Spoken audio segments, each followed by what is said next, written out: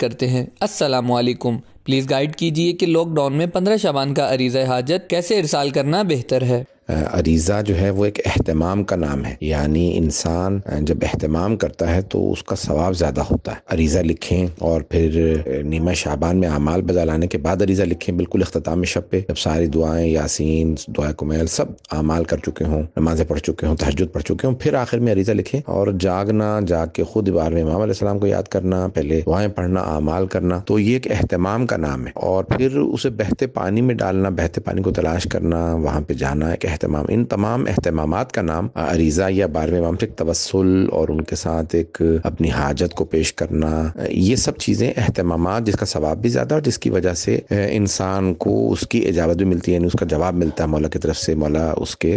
حاجت کو بر لاتے ہیں۔ اب اگر انسان کوئی عریضہ نہ لکھ سکے یا حالات ایسے نہ ہوں کہ پانی میں لے جا کے دریا میں بہتے پانی میں ڈال سکے یا کنویں میں ڈال سکے، تو اس رات سارے اعمال کریں۔ اور امام علیہ السلام جو ہیں وہ عریضے کے محتاج نہیں ہیں، آپ عریضہ نہ بھی لکھیں تب بھی امام آپ کی حاجت کو سن رہے ہیں۔ ہم امام علیہ السلام کے زندہ اور موجود ہونے کے قائل ہیں، حتیٰ ائمہ علیہ السلام، رسول خدا اور ائمہ اہل بیت جناب سیدہ علیہ السلام سب کیونکہ شہداء ہیں اس لیے زندہ ہیں، تو ویسے بھی وہ ولایت مطلقہ کے مالک ہیں۔ اس لیے آپ جب عریضہ نہیں بھی لکھ سکتے تب بھی آپ اپنے وہ سارے اعمال بجا لائیں، خاص طور سے خضوع خشوع کے ساتھ، اور اس خضوع خشوع کے ساتھ اعمال بجا لانے کے بعد وہی فجر سے پہلے یا فوراً فجر کے بعد اپنے حاجت کو امام علیہ السلام کی بارگاہ میں پیش کریں۔